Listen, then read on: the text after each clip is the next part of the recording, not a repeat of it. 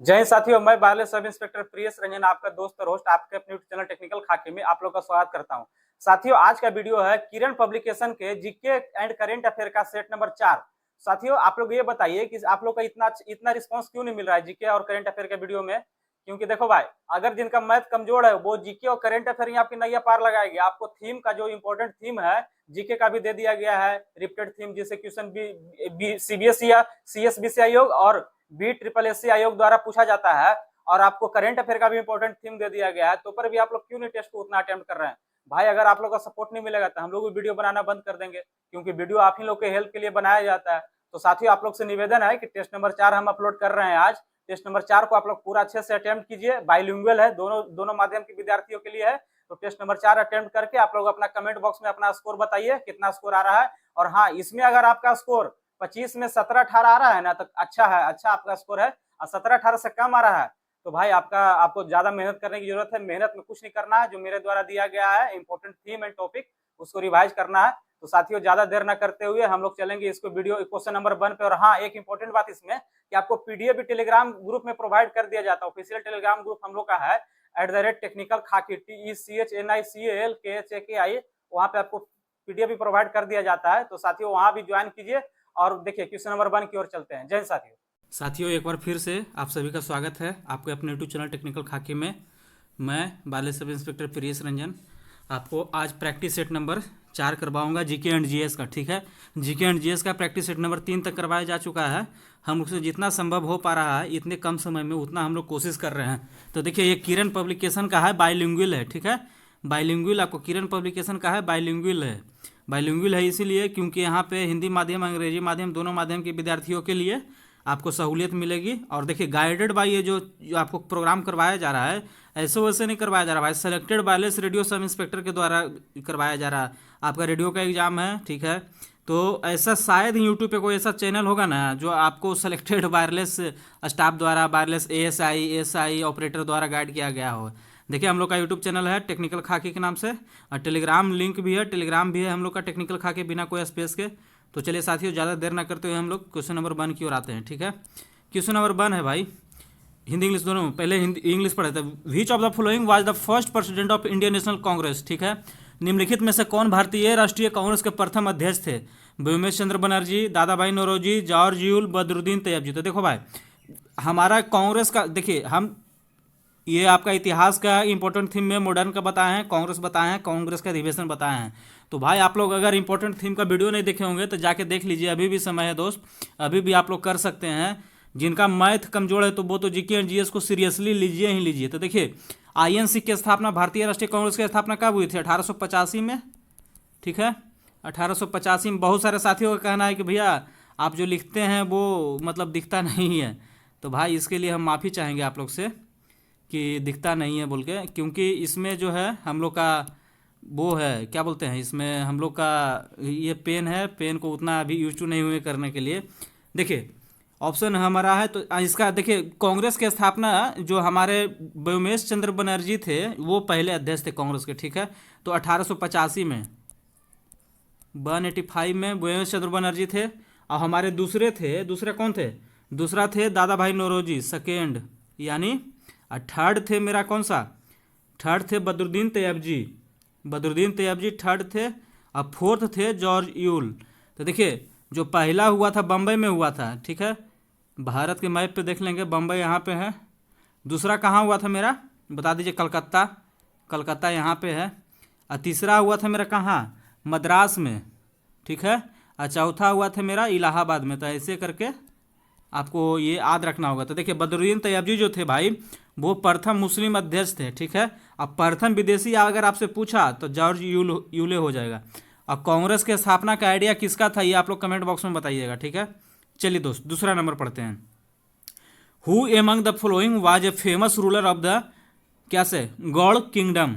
निम्नलिखित में से कौन गौड़ साम्राज्य का एक प्रसिद्ध शासक था? राजवर्धन, ग्रह बर्मन, रुद्रदमन, शशांक।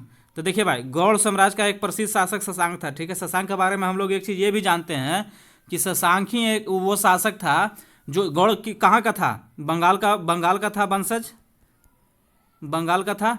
तो शशांक क्या था? शशांक 7वीं शताब्दी में हमारा जो बोधि वृक्ष है ना दोस्त, जो कहाँ बोध गया में है,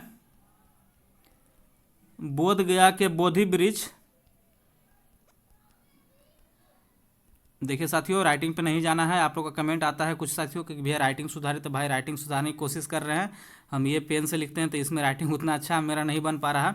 तो देखिए शशांक द्वारा ही हमारा जो बोध गया के बोधि वृक्ष को कटवा दिया गया था, और उसका शशांक का किससे हमेशा वो रहता था, लड़ाई बोलिएगा, दुश्मनी, बेमनस्य, तो वर्धन राजवंश से रहता था। उसमें भी सबसे ज़्यादा हर्षवर्धन से रहता था। ठीक है, तो देखिए हम लोग का यहाँ पे बस एक ऑप्शन आंसर जानने से नहीं है, हमको ऑप्शन के बारे में भी जानना होगा। तो ठीक है, तो राजवर्धन क्या था, तो राजवर्धन हमारा था क्या, वर्धन वंश का शासक था, और थानेश्वर और कन्नौज के वर्धन वंश का शासक, हर्षवर्धन का बड़ा भाई था राजवर्धन। ठीक है, ग्रहवर्मन कन्नौज के मौखरी राजवंश का शासक था ग्रहवर्मन। ठीक है, रुद्रदमन का देखिए शक राजवंश का था। ठीक है, शक राजवंश का रुद्रदमन था।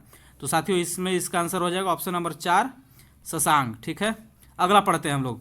वेयर हैज द क्या archaeological museum been established in Bihar state.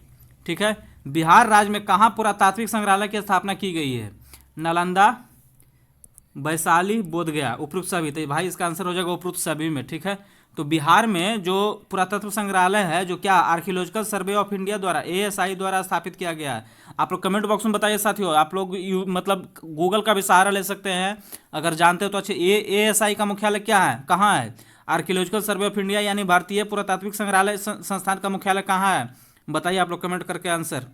तो देखिए बिहार में जो प्रसिद्ध ऐतिहासिक विरासत को संरक्षित करने के लिए ना ASI द्वारा नालंदा में, वैशाली में, बोधगया, इन तीनों स्थानों पे क्या बनाया गया है, पुरातात्विक संग्रहालय की स्थापना की गई है। ठीक है, चलिए 4 नंबर पढ़ते हैं भाई, तो इसका answer all of the above हो जाएगा। Coimbatore located in the state of, कौन से स्टेट में कोयम्बटूर लोकेटेड है, इज फेमस फॉर इस कॉटन टेक्सटाइल इंडस्ट्री। कोयम्बटूर जो राज्य में स्थित है, सूती कपड़ा उद्योग के लिए प्रसिद्ध है। केरल, कर्नाटक, आंध्र प्रदेश, तमिलनाडु। तो भाई कोयम्बटूर कहाँ है, तमिलनाडु में है। ठीक है, ऑप्शन नंबर 4 तमिलनाडु में मेरा है। तो ठीक है, इसमें इतना सारा सूती वस्त्र का मिल है यहाँ पे, इसी को क्या कहते हैं पता है, दक्षिण भारत का मैनचेस्टर।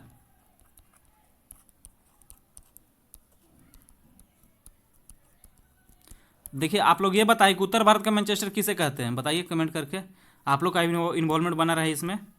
चलिए दोस्तों आप लोग अगला क्वेश्चन पे आते हैं हम लोग। For how long can a member of a house of the legislature of A state remain absent from all meeting without the permission of the house before the house में डिक्लेयर देयर सीट वैकेंट। किसी राज्य में विधानमंडल, देखिए विधानमंडल आ गया, तो आप हमको ये बताइए कि कौन कौन से राज्य में विधान परिषद है। ठीक है, हम आंसर बता दे रहे हैं, 6 राज्यों में है। तो आप बताइए 6 राज्य का नाम बताइए। किसी राज्य के विधानमंडल के सदन के किसी सदस्य के सदन की अनुमति के बिना कितने अवधि तक सभी बैठकों से अनुपस्थित रहने पर सदन उसकी सीट को रिक्त घोषित कर सकता है।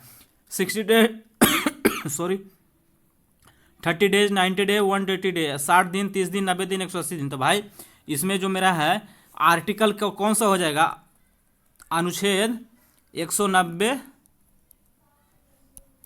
के 4 के तहत किसी भी सदन का सदस्य लगातार 60 दिन तक बिना सदन के अध्यक्ष के जानकारी के अगर एब्सेंट रहता है तो उसकी सदस्यता को खत्म कर दी जाएगी। ठीक है, अगला question, who is the first Muslim chief minister of Bihar. Bihar के प्रथम मुस्लिम मुख्यमंत्री कौन है।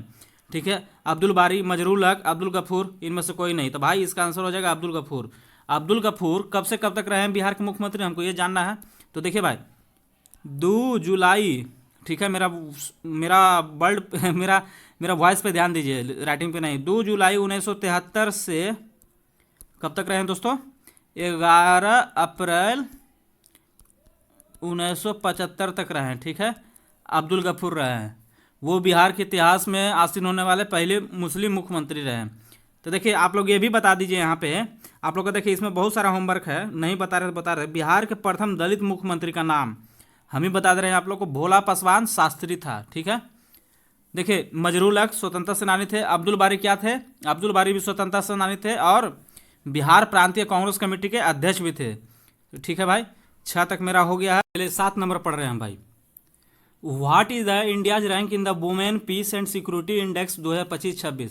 महिला शांति और सुरक्षा सूचकांक 2025-26 में भारत का रैंक कितना है? 101, 101, 121, 131, 141। तो भाई इसमें इंडिया का रैंक 131 है। ठीक है, तो देखिए ये जो है हमारा महिला शांति और सुरक्षा सूचकांक जारी कौन करता है भाई? तो देखिए ये हमारा जारी करता है Georgetown institute for women peace and security. ठीक है, इसमें हमारा रैंक वो 131 है। देखिए हम करेंट अफेयर के सोर्स ट्रेसिंग के वीडियो में आपको इंडेक्स एंड रैंकिंग बताए हैं कि आपको करना ही करना है। ठीक है, तो वो सब आप लोग करके जाइए, आपके लिए बेनिफिशियल होगा। तो भाई देखो, अगर जो भी दोस्तों हैं, मित्र हैं, भाई है, बंधु हैं, करेंट अफेयर का सोर्स ट्रेसिंग का वीडियो नहीं देखे हैं तो हम यहाँ पे आई बटन में लगा देंगे उसको, आप लोग जरूर से जरूर उसको देखिए और लाभान्वित होइए साथियों। ठीक है, अगला 8 नंबर, the parliamentary form of government is a key feature provided the India's constitution and a detailed description of its provisions is given in article of part 5 chapter 2। सरकार का संसदीय स्वरूप, देखिए सरकार का संसदीय स्वरूप पूछ रहा है, भारतीय संविधान में दी गई एक प्रमुख विशेषता है और इसके प्रावधानों का भाग 5 अध्याय 2 के अंतर्गत अनुच्छेद पूछ रहा है। कहाँ से कहाँ तक है? तो भाई ऑप्शन पढ़ लेते हैं, 124 से 168, 211 से 236, 79 से 122, 1 कितना हो गया 170 से 203 भाई। तो इसका आंसर मेरा हो जाएगा दोस्तों 79 से 122 तक हो जाएगा। देखिए जो मेरा 124 से 168 क्या है, 124 से 147 तक मेरा क्या है, सुप्रीम कोर्ट है, सुप्रीम कोर्ट है। ठीक है, और 211 से 236 क्या है, तो हाई कोर्ट एंड अधीनस्थ न्यायालय। ठीक है, 170 से 203 मेरा क्या है, राज्य विधानमंडल। ठीक है, तो इसका आंसर हो जाएगा मेरा कितना 79 से आगे। What is the 9 number, what is the primary objective of the office of the controller and auditor general of. तो देखिए कैग मतलब महानियंत्रक एवं महालेखा परीक्षक। तो ठीक है, इनका आप लोग बता दीजिए, इनका आर्टिकल बताइए आप लोग कैग का देख के। ठीक है, और वर्तमान में अभी हमारे कैग कौन है ये भी आप सर्च करके बताइए। नियंत्रक एवं महालेखा परीक्षक के कार्यालय का प्रमुख उद्देश्य क्या है? प्रिपेयरिंग द नेशनल बजट, ना राष्ट्रीय बजट तैयार करना, ये इनका कार्य नहीं है। रेगुलेटिंग टैक्स कलेक्शन, करों का संग्रहण का नियमित करना। ठीक है, पढ़ देते हैं आगे। Auditing and reporting on financial transaction, वित्तीय लेन देन की जांच और रिपोर्ट करना। इम्प्लीमेंटिंग गवर्नमेंट पॉलिसी, सरकारी नीतियों को लागू करना। तो भाई देखिए कैग का मेरा मेन काम है ऑडिट और reporting the financial transaction, option number 3 है। ठीक है, तो देखिए ऑप्शन नंबर 1 क्या है, राष्ट्रीय बजट तैयार करना किसका काम है, तो वित्त मंत्रालय के आर्थिक मामलों के विभाग द्वारा, डिपार्टमेंट ऑफ इकोनॉमिक अफेयर्स का ये काम है। ठीक है, बजट तैयार करना। कर संग्रहण का विनियमन करना का सीबीडीटी का काम है, central board of direct tax. और CBIC, central board of indirect क्या है, इनडायरेक्ट कर एंड कस्टम। ठीक है, और सरकारी नीतियों को लागू करना ये तो एग्जीक्यूटिव का काम है, एग्जीक्यूटिव मतलब कार्यपालिका का काम है। ठीक है, in South Indian temples the pyramid tower is called, दक्षिण भारतीय मंदिरों में पिरामिड मीनार क्या कहलाता है। ठीक है, तो इसमें हम लोग देखिए ऑप्शन पढ़ देते हैं, मंडपम, वाहन, शिखर, विमान। तो इसका आंसर हो जाएगा साथी आपका शिखर हो जाएगा। ठीक है, तो इसका शिखर नहीं होगा, सॉरी भाई, इसका आंसर हो जाएगा दोस्तों, इसका आंसर मेरा हो जाएगा विमान। ठीक है, ऑप्शन नंबर 4 इसका आंसर हो जाएगा। देखिए विमान किसको कहते हैं, जो देखिए दो शैली का मंदिर इन जनरल होता है, नागर शैली, द्रविड़ शैली। नागर शैली उत्तरी भारत, द्रविड़ शैली दक्षिण भारत। ठीक है, इतना जान रहे हैं आप लोग हम। तो देखिए जो द्रविड़ शैली में मंदिरों में गर्भगृह मतलब मुख्य मंदिर होता है, जो गर्भगृह हुआ ये मुख्य मंदिर हुआ, तो ऊपर सीढ़ीनुमा या पिरामिड नुमी आकार है, पिरामिड नुमी आकार है, तो इसी को हम लोग क्या कहते हैं, विमान कहते हैं। ठीक है, देखिए मंडप क्या कहता है, मंडप यानी गर्भगृह के प्रवेश द्वार को मंडप कहते हैं। ठीक है, अब वाहन क्या कहते हैं, उस देवी की सवारी को वाहन कहते हैं। शिखर क्या कहते हैं, तो शिखर उत्तरी भारतीय मंदिर में होता है, शिखर जो सबसे ऊपर रहता है, जिसपे पताका फहराया जाता है, वो शिखर होता है। ठीक है भाई, चलिए आगे नंबर पढ़ते हैं हम लोग।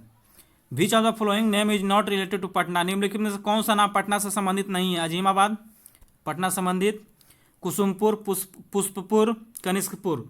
तो देखिए भाई इसमें क्या हो जाएगा मेरा आंसर, देखिए अजीमाबाद है। ठीक है, और हमारा क्या है, कुसुमपुर है, पुष्पपुर है, कनिष्कपुर नहीं है। कनिष्कपुर कहाँ है, कश्मीर में, कश्मीर का नाम था। तो देखिए अजीमाबाद नाम कौन दिया था बताइए आप, अजीमाबाद पटना का औरंगजेब के पोता था ना, अजीम उन शाह शहंशाह जो पढ़ते हैं हम लोग, अजीम उन शान, अजीमाबाद औरंगजेब के पोता, औरंगजेब के पोता द्वारा, ठीक है। अब कुसुमपुर और पुष्पपुर ये प्राचीन ग्रंथ में बिहार का नाम है, ठीक। आंसर हो जाएगा कनिष्कपुर। चलिए 12 नंबर भाई, 11 नंबर तक आप लोग अपना स्कोर बताइए मित्रों, 11 तक आप लोग का कितना स्कोर रहा है। चलिए 12 नंबर, जोस क्या है, Jose Antonio Kast has been elected as the next president of his country. देखिए करंट अफेयर है, मतलब न्यूली रिसेंटली अपॉइंटमेंट है, करंट अफेयर के थीम में बताए हैं हम आपको। किस देश के अगले राष्ट्रपति के रूप में जोस एंटोनियो कोस्ट को चुना गया, चिली, अर्जेंटीना, थाईलैंड, इंडोनेशिया। तो बताइए जोस एंटोनियो कोस्ट किसका है, चिली का है, ठीक है। आगे, बिहार की कौन सी भाषा संविधान की 8वीं सूची में शामिल है। Which language of Bihar is included in the 8th schedule of the constitution of India, ठीक है। 8वीं अनुसूची में कौन सा 4 गो भाषा शामिल हुआ था, क्या कौन सा बताइए, चारों भाषा के नाम बता दीजिए। BDMS, बोडो, डोगरी, मैथिली, संथाली, ठीक है। तो इसमें बिहार का कौन सा भाषा था, मैथिली, ठीक है, आसान है। ये कब हुआ था, 2003 में। कौन सा संविधान संशोधन, 92 संविधान संशोधन, ठीक है। चलिए भाई 14 number, select the false statement from the following. False पूछ रहा है, ऐसे कर देना हमको एग्जाम में। निम्नलिखित में से असत कथन की पहचान करें। चलिए, the development of the cotton textile industry in Britain led to the decline of Indian textile producer. Britain में सूती वस्त्र उद्योग का विकास के कारण भारतीय कपड़ा का पतन हुआ, बात सही है, कपड़ा उत्पादकों का पतन हुआ। The first cotton textile mill in India was established in Bombay इन 1854। भारत के पहली सूती कपड़ा मिल 1854 बॉम्बे में स्थापित किया गया। ये इंपॉर्टेंट फैक्ट है, इसको याद रखिए। देखिए बम्बई और सूरत आपको कंफ्यूज करेगा, बम्बई ही इसका आंसर होगा, ठीक है। 1854 में, ये भी सही है। द सेल एंड क्या है, the Sale and Devangan community in South India was famous for weaving. दक्षिण भारत के सेल और देवांग समुदाय बुनकरी के लिए प्रसिद्ध है, ये भी सही बात है, ठीक है। तो चौथा बच गया कौन था, ये गलत हो जाएगा मेरा, लेकिन फिर भी पढ़ देते हैं हम। Cotton clothes made in England drove India cloth out of the European and American market in its early 20th century. ना, अर्ली 20th सेंचुरी में ना भाई, ये मेनली 1800 कितना से 30 से 80 तक रहा था, ठीक है। चलिए 15 नंबर दोस्तों, which specific categories have been given exemption and concession by the government under quality control order, ठीक है। कि गुणवत्ता नियंत्रण आदेशों के तहत सरकार द्वारा किन विशिष्ट श्रेणियों को छूट और रियायत दी जाती है। लार्ज इंडस्ट्रीज ओनली, केवल बड़े उद्योग, पब्लिक सेक्टर अंडरटेकिंग, सार्वजनिक क्षेत्र के उद्योग, micro small and medium enterprises, सूक्ष्म लघु और मध्यम उद्योग, गवर्नमेंट डिपार्टमेंट। तो देखिए इसका आंसर हो जाएगा माइक्रो स्मॉल एंड मीडियम, सूक्ष्म लघु एवं मध्यम उद्योग, क्योंकि इसी में हमारा सबसे ज़्यादा जो हम लोग एम्प्लॉयमेंट जनरेट करते हैं उसमें सबसे ज़्यादा इसी का भाग है, ठीक है। चलिए एमएसएमई का नया सीरीज आ गया भाई, नया डेफिनेशन आ गया, वो भी आप लोग देख लीजिएगा। एमएसएमई का नया परिभाषा आ गया, वो आप लोग देख लीजिएगा एक बार। चलिए 16 number, where is the famous Dilwara Jain temple build by the Solanki ruler located. Solanki शासकों द्वारा बनवाया गया दिलवाड़ा का जैन मंदिर कहाँ है, माउंट आबू, अजमेर, सूरत, जयपुर। तो देखिए दिलवाड़ा का मंदिर माउंट आबू में, ठीक है। ये सोलंकी से वंश के शासक कौन सा, बीमल शाह द्वारा बनवाया गया, ठीक ना, बीमल शाह द्वारा बनवाया गया, ठीक है। तो इसका क्या थे, वास्तुकार कौन थे, वास्तुकार हमारे तेजपाल साहब थे, ठीक है। तो इसका आंसर माउंट आबू है। चलिए दोस्तों 17 नंबर पढ़ते हैं हम लोग। The correct travel sequence of foreign traveller visited Bihar is. Bihar आने वाले विदेशी यात्रियों का सही क्रम क्या है। मोहम्मद सादिक, अब्दुल लतीफ़, मुल्ला बहानी, अब्दुल लतीफ़, मोहम्मद सादिक, अब्दुल लतीफ़, मोहम्मद सादिक, मुल्ला बहानी, अब्दुल लतीफ़, मुल्ला बहानी, मोहम्मद सादिक। तो देखो भाई इसमें देखो हम लोग को ये करने का एक तरीका हम आपको बता रहे हैं, एग्जाम में इन जनरल काम करता था। देखिए जो हमारा जो पहला ऑप्शन आते हैं, हम ऑप्शन एलिमिनेशन का तरीका इसमें बता रहे हैं मित्रों। पहला ऑप्शन आता है मोहम्मद सादिक है, इसमें मुल्ला क्या है, मुल्ला बहानी है, इसमें अब्दुल लतीफ़। तो देखो भाई 2 गो में अब्दुल लतीफ़ है, तो ज़्यादा प्रोबेबिलिटी होने का संभावना है मेरा ऑप्शन नंबर 3 या 4, ठीक है। तो ये दोनों को हम काट दे रहे हैं, ठीक है। और दूसरा ऑप्शन पढ़ रहे हैं हम, ठीक। तो दूसरा ऑप्शन हम लोग ये पढ़ रहे हैं, तो दूसरा ऑप्शन में क्या जा रहा है, मोहम्मद सादिक आ रहा है, मुल्ला बहवानी आ रहा है, अब्दुल लतीफ़ आ रहा था, दूसरा में अब्दुल लतीफ़ आ रहा था, ये दोनों तो कट गया है। तो चलिए इससे हमको कोई आइडिया नहीं मिल रहा है। चलिए ठीक है, अगला आते हैं हम लोग। देखिए मुल्ला बहवानी मोहम्मद सादिक, मुल्ला बहवानी मोहम्मद सादिक, तो इसमें देखिए इसमें दोनों आ रहा है, तो हम लोग को देखना पड़ेगा। लेकिन कभी कभी इन जनरल क्या होता है ना कि चौथा में एक से ज़्यादा आ जाता है ऑप्शन, तो वो आंसर होता है। तो देखिए इसमें हम आपको बता दे रहे हैं, एक्चुअल आंसर हम आपको बता दे रहे हैं इसमें, ठीक है। तो जो मेरा अब्दुल लतीफ़ आया था, ईरानी यात्री था, अकबर और जहांगीर के शासनकाल में आया था बिहार, ठीक है। अब्दुल लतीफ़ कब आया था भाई, 1608 में आया था, ठीक है। अब मोहम्मद सादिक कब आया, जहांगीर और शाहजहां के काल में आया था, जबकि अब्दुल लतीफ़ आया था अकबर और जहांगीर के काल में। ये आया था, मोहम्मद सादिक आया था जहांगीर और शाहजहां के काल में, ये आया था 1619 से 20 में, ठीक है। उसके बाद मुल्ला बहवानी आया था कब, ये ईरानी सिया विद्वान था जो 1807 लगभग 1807 में आया था, ये 1619 से मित्रों। तो देखिए इसका आंसर हो जाएगा ऑप्शन नंबर 3। देखिए 18 नंबर हम लोग पढ़ते हैं, who was honour with the FIFA peace award at the 2026 world cup draw. 2026 विश्व कप ड्रॉ में किसे फीफा शांति पुरस्कार सम्मानित किया गया, Joe Biden, Justin Trudeau, Gianni Infantino, Donald Trump. तो भाई डोनाल्ड ट्रंप महोदय, डोनाल्ड ट्रंप जो अभी विश्व में कहर बरपाए हुए हैं। तो देखिए इनके बारे में क्या कहा जाता है, ये जो फीफा का शांति पुरस्कार पहली बार दिया गया, ठीक ना, ये कोई पुरस्कार नहीं है, बस फीफा ऑर्गेनाइजेशन द्वारा। ये हमेशा बोलते रहते थे मैंने 12 युद्ध रुकवा दिया, 14 युद्ध रुकवा दिया, 15 युद्ध रुकवा दिया। तो बस इनको शांत करने के लिए ये जो हमारा जो नोबेल शांति पुरस्कार कमेटी है, उनके पास भी बोले थे हमको नोबेल दो, बट उनके द्वारा नहीं दिया गया। तो ये ज़बरदस्ती खुद से लिए हैं या दिया गया है, जो भी बोलिए, ठीक है। चलिए भाई 19 number, which of the following raw material is not use to prepare baking soda. Baking soda तैयार करने के लिए निम्नलिखित में किस कच्चे पदार्थों का उपयोग नहीं किया जाता है। देखो नहीं किया जाता है। बेकिंग सोडा क्या किसका होता है बताइए। बेकिंग सोडा का फॉर्मूला क्या है, खाई तबाई, ठीक है, खाई तबाई यानी NaSCO3, NaSCO3 बेकिंग सोडा होता है, ठीक है। इसको क्या हम लोग बोलते हैं, सोडियम बाइकार्बोनेट बोलते हैं हम लोग इसको, ठीक है। और ये ऑप्शन जो दिया है Na2CO3 है, ये धोने वाला सोडा है, धोबन सोडा है, धोबन सोडा, तो यही नहीं होगा, बाकी NH3 H2O NaCl ये सब यूज होता है इसमें बनाने में, ठीक। Hampi festival is a colourful cultural festival that reflects the ethos and gender of which of the following empires. Hampi उत्सव एक रंगीन सांस्कृतिक उत्सव है जो निम्नलिखित में किस साम्राज्य के लोकाचार और भव्यता को प्रतिबिंबित करता है। सातवाहन, कदम, चालुक्य, विजयनगर। तो देखो भाई हम्पी जो मेरा था वो विजयनगर की राजधानी भी रहा है, तो जो हम्पी उत्सव होता है विजयनगर साम्राज्य के लिए बताया गया था, उसके लिए मैंने सांस्कृतिक समृद्धि और स्थापत्य कला की याद दिलाती है। किसका, कौन सा शासक, राजा कृष्णदेव राय का, ठीक है। चलिए मित्रों अब हम लोग आते हैं कितना, क्वेश्चन नंबर 21।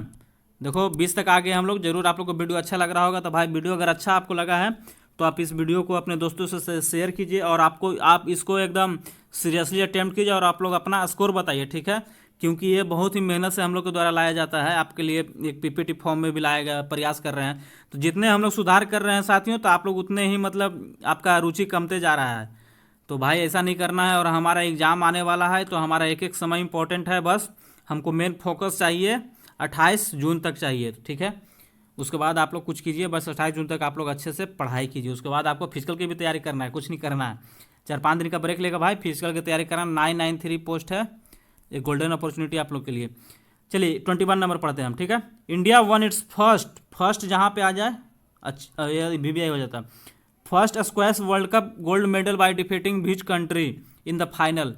भारत ने फाइनल में किस देश को हराकर अपना पहला स्क्वैश विश्व कप स्वर्ण पदक जीता। मिस्र, इंग्लैंड, मलेशिया, हांगकांग। तो देखिए भाई भारत द्वारा हांगकांग को हराकर, हांगकांग को कब 3-0 से हराकर फर्स्ट स्क्वैश वर्ल्ड कप जीता है। ये हुआ कहाँ था हमको ये भी जानना है, तो ये हमारा चेन्नई में हुआ था, ठीक है। तो इसका आंसर हो जाएगा हांगकांग। निम्नलिखित में से कौन खाद्य पॉलीसेकेराइड है, ठीक है। देखिए ये क्वेश्चन आ गया, विच of the following is edible polysaccharides. ये क्वेश्चन आ गया बायोलॉजी से। बायोलॉजी में आपको क्या बताएं, पोषण, इंपॉर्टेंट टॉपिक बताएं, विटामिन, पोषण, उसी में कार्बोहाइड्रेट से रिलेटेड है। देखिए ऑप्शन पढ़ा, cellulose, chitin, myosin, starch, alginate, pectin, साइटोसेंस, sucrose, glucose, cellulose, methyl cellulose, chitin, क्या है, एक्टिन। तो देखो भाई इसका आंसर आप लोग बताइए। इसका आंसर हो जाएगा, सही आंसर है 2 नंबर ऑप्शन, स्टार्च क्या है, एल्जिनेट, पोटॉक्सी, पेक्टिन और साइटोन्स। तो ये स्टार्च हो जाता है कौन सा, देखिए हमको तीनों आना चाहिए, मोनोसेक्राइड, डाइसेक्राइड, पोलोसेक्राइड, तीनों का एग्जाम्पल हम लोग को पता होना चाहिए दोस्तों। तो देखिए ऑप्शन नंबर 3 सुक्रोज है, ग्लूकोज है, ठीक है, ये कौन सा मोनोसेक्राइड है, मोनोसेक्राइड है। चलिए दोस्तों 23 number, which of the following is molecular compound, निम्नलिखित में कौन सा आणविक अणु है, आणविक यौगिक है। तो देखो आणविक और मोलिकुलर कंपाउंड का क्या विशेषता होता है, बता दीजिए आप ही। मोलिकुलर कंपाउंड क्या विशेषता होता है, जब दो या दो से अधिक नॉन मेटल आपस में इलेक्ट्रॉनों के साझेदारी करते हैं, यानी कोवैलेंट बॉन्ड बनाते हैं, ठीक है, तो उसे मोलिकुलर कंपाउंड कहते हैं। फिर से पढ़ दे रहे हैं, आपको बता दे रहे हैं कि व्हेन 2 और more than 2 non metal share electrons, ठीक है, विच क्रिएट्स कोवैलेंट बॉन्ड। तो इसमें देखिए कोवैलेंट बॉन्ड किसका हो जाएगा साथियों, तो CO2 का हो जाएगा कोवैलेंट बॉन्ड। तो देखिए इसमें ऑप्शन है CO ना, MgSO4 ना, NaCl ना, CO2 इसका आंसर है, ठीक है। चलिए मित्रों 24 नंबर सेकंड लास्ट क्वेश्चन पे है, विच of the following states oblique union territory is included in India's deficient rainfall reason, निम्नलिखित में कौन सा राज्य केंद्र शासित प्रदेश भारत में अपर्याप्त वर्षा वाले क्षेत्र में शामिल है, हरियाणा, मेघालय, अंडमान निकोबार द्वीप समूह, लद्दाख। तो देखो भाई लद्दाख को हम लोग क्या कहते हैं, इसका आंसर लद्दाख हो जाएगा। लद्दाख को हम लोग कहते हैं ना दोस्त शीत मरुस्थल, ठीक है, ये हमारा शैडो जोन में आ जाता है, इसलिए यहाँ पे बारिश नहीं होता है, ठीक है। दृष्टि छाया क्षेत्र में आ जाता है, रेन शैडो एरिया में आ जाता है, वार्षिक तापांतर बहुत कम हो जाता है, जिसके कारण सबसे न्यून वर्षा क्षेत्रों में आते हैं। तो देखिए हरियाणा में भी कम होता है बट लद्दाख से ज़्यादा होता है, तो आंसर है लद्दाख। चलिए साथियों हम लोग यहाँ तक हो गया है 24 नंबर तक, अब चलेंगे लास्ट क्वेश्चन की ओर। नंबर पढ़ते हैं, eutrophication is a condition, eutrophication यानी सुपोषण, सुपोषण हिंदी होता है, ठीक है, हिंदी क्या होता है भाई, सुपोषण। Eutrophication is a condition where there is an excessive growth of algae bloom on the surface of a water body due to abundant nutrients, which of the following are the primary nutrients for eutrophication, ठीक है। Eutrophication एक ऐसी स्थिति है जहां प्रचुर मात्रा में पोषक तत्वों के कारण जल निकाय की सतह पर शैवाल प्रस्फुटन हो जाता है, ठीक है, कि अत्यधिक वृद्धि होती है। यूट्रोफिकेशन के लिए कौन से प्रमुख पोषक तत्व जिम्मेदार हैं, ठीक है, nitrogen, potassium, phosphorus, iron, phosphorus, nitrogen, iron, nitrogen. तो इसमें देखिए नाइट्रोजन तो होगा ही होगा, तो ऑप्शन 1 छटेगा, फास्फोरस आयरन वाला छटेगा, ठीक है। तो देखिए यूट्रोफिकेशन मतलब क्या होता है, जल में सुपोषण में क्या हो जाता है, जल में ऑक्सीजन की कमी, O2 की कमी, ठीक है, और इसके लिए सहायक है प्रमुख पोषक तत्व फास्फोरस और नाइट्रोजन भाई, ऑप्शन नंबर 3। तो साथियों आप लोग का 25 तक हम लोग करा दिए हैं आप लोग को।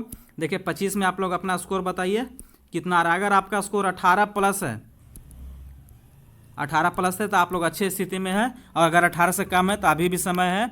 आपका जल्द ही एक वीडियो आएगा कि लास्ट 15 दिन में क्या करें, कौन से इंपॉर्टेंट टॉपिक को पढ़ें, उसके लिए एक वीडियो हम लोग जल्द ही लाने वाले हैं। तो साथियों तब तक खूब पढ़िए, और हाँ आप लोग जीके, जीएस और करंट अफेयर का सोर्स ट्रेसिंग का वीडियो नहीं देखें तो जरूर देखें, उससे काफ़ी फायदा मिल रहा है, लोगों को कमेंट आ रहा है, पॉजिटिव रिस्पॉन्स आ रहा है, और आपको भी मिलेगा। और हाँ हमारा टेलीग्राम आईडी है, क्या है टेलीग्राम आईडी हम लोग का टीम का, देखिए जूम करके दिखा दे रहे हैं आपको, @टेक्निकल खाकी, ठीक है, और हमारा यूट्यूब चैनल भी है टेक्निकल खाकी नाम से, ठीक है। तो आप लोग इसको ज्वाइन कीजिए, और हाँ खूब अच्छे से पढ़िए, एक एक मिनट आपका इंपॉर्टेंट है, अपना समय बर्बाद ना कीजिए, और अपने माता पिता का ख्याल रखिए। जय हिंद साथियों।